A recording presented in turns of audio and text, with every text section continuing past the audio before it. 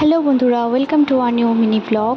তো আজকে লাঞ্চে বানিয়েছিলাম চিকেনের পাতলা ঝোল আলু দিয়ে একদম সহজভাবে, আর কাঁকরোল ভাজা, আর সাথে ছিল মুসুরির ডাল। তো আলুগুলোকে প্রথমে কেটে নিচ্ছি।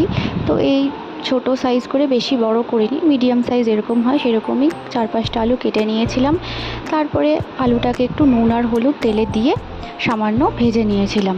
চিকেনটাকে কিন্তু আজকে আমি ম্যারিনেট করিনি, মানে নুন হলুদ মাখিয়ে রাখিনি আগে থেকে, একেবারেই ডিরেক্ট রান্না করেছিলাম। একটু তাড়াহুড়োও ছিল, তো তার জন্য একেবারে কিন্তু ডিরেক্ট রান্না করেছিলাম। তো আলুগুলোকে একটু হালকা করে লাল লাল করে ভেজে নিয়ে তুলে রাখলাম। তো এবারে চিকেনটা করে নেব। তো চিকেনের জন্য যতটা তেল ছিল অতটা তেলেই কিন্তু করলাম। একটু গোটা গরম মশলা দিলাম, আর একটা গোটা পেঁয়াজ কেটে নিয়েছিলাম, সে পেঁয়াজটা দিলাম। আর কিছু দিনই, খুব বেশি একটু স্পাইসি করিনি। তো চিকেনটাও তারপরে দিয়ে একটু 1-2 মিনিট মতন ভালো করে নাড়াচাড়া করে তারপরে এর মধ্যেই কিন্তু সব মশলা যা দেওয়া দিয়ে দিয়েছি, মানে নুন, হলুদ, জিরে গুঁড়ো, ধনে গুঁড়ো, লঙ্কা গুঁড়ো, আর পেঁয়াজ, আদা রসুন বাটা, গোলমরিচ গুঁড়ো, সব কিছু কিন্তু একসাথে দিয়ে তারপরে কষিয়েছি। এইভাবে সহজভাবে চিকেন করলেও কিন্তু খুবই ভালো লাগে খেতে। তো এইভাবে সিম্পলভাবে তো ভালো করে সব কিছুকে কিন্তু মিশিয়ে একটু কষাতে হবে। হ্যাঁ, না কষালে কিন্তু টেস্টটা আসবে না। তো এরপরে দেখছি হালকা একটু কষানো হয়ে গিয়েছিল, তো ভাজা আলুগুলোও দিয়ে দিলাম, দিয়ে আরেকটু ভালো করে সময় নিয়ে কষালাম।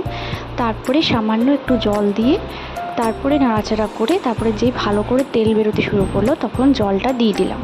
তো এইভাবে কিন্তু মাঝে মাঝেই সিম্পলভাবে করে থাকি চিকেন। তো খুব একটা কিন্তু খেতে খারাপ লাগে না, ভালোই লাগে। আর এখানে প্রেশার কুকারে আমি করছি মুসুরির ডাল। এটা কিন্তু আমার শর্টকাট প্রসেস ডাল করার।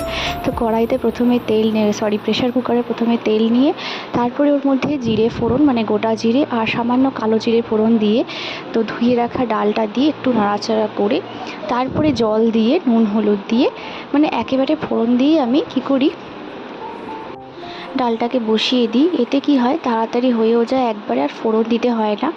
আর তার সাথে করেছিলাম এই যে কাঁকরোল ভাজা, কাঁকরোলগুলোকে বা ঘি করলা যাই বলো, এভাবে গোল গোল করে কেটে নিয়েছিলাম আর নুন হলুদ মাখিয়ে রেখে তারপরে ভেজে নিয়েছিলাম।